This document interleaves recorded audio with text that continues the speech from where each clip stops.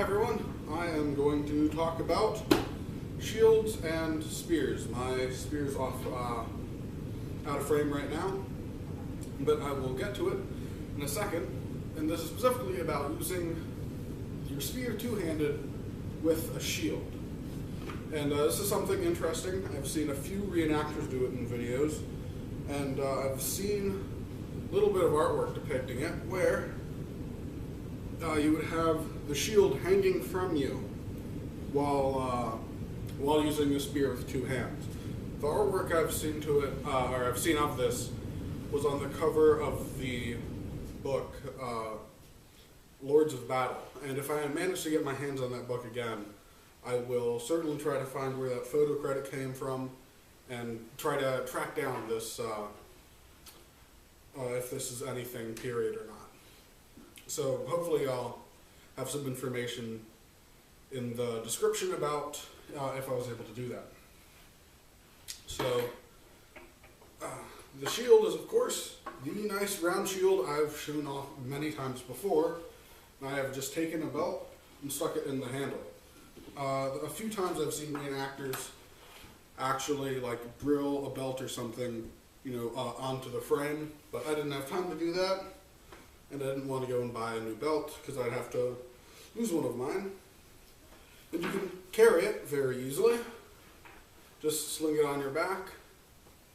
And this is perfectly fine. Just because the shield is heavy, it's a little tight, but this is a nice way of carrying it. And then you sling it in front of your body, which again, both hands are open, so it's still on the belt being suspended in front of my body. And I can position the shield in front of me and be able to use the spear double-handed. You can do both grips. I don't actually know which one's better. I don't use spears double-handed a lot. So, when you're in this position, I have the protection of my shield here. It's become a passive defense. I can't, lower and cover my legs very easily, and I definitely can't raise it to cover my head, but I do have a nice shield in front of me. And I can thrust with my spear perfectly fine. Can thrust high, get people in the face, thrust low, get them in the legs. But you can the same way that you could do, a one-handed spear. But it does give you a lot more options. So something you can't do with a one-handed spear very easily is hack. You can sort of swing it side to side, but you don't have a lot of force. Whereas once you have it in two hands, you can use it more like the late medieval pole arms we think of, like a glaive. Is that the right word? I'm not entirely sure. Anyways, and I can use it to sort of hack with. And you use it as a cutting weapon. So this doesn't strike me as too out of the ordinary. If that is in fact a period depiction from the cover of Lords of Battle, and it might be, again I'm not entirely certain right now, then I don't have any qualms with it being something that could have been used. This is definitely somewhat bothersome. Because again, my head is open.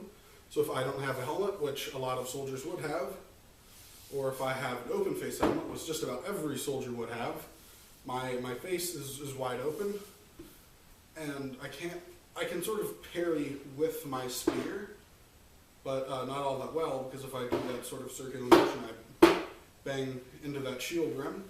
So I'm not the best at parrying with the shield, or parrying with the spear, but it's still somewhat possible, and my legs are also open, and my shield rim really does get in the way of trying to parry low with my spear. I'm out of frame so you can't see, but it goes basically like that. Since the center of the shield isn't centered with me, it sort of leaves a little bit open on my shoulder and goes down to around my knee, with the widest part being right around here. I don't know if that's actually in frame, so right around there, which is right where I want to put my spear shaft if I'm parrying a low blow. So it doesn't strike me as too impossible, but it definitely doesn't seem like something I would want to do for a long amount of time. If you're, marching just on campaign, if you're just marching around and you get ambushed, it would definitely be a lot easier to throw your shield in front of you than having to take off the strap and get ready. So I could see it being used in instances like that, but just because of the way it doesn't give you the full defense of a shield and the way it's sort of constricting my breathing, I can't see it being all that popular.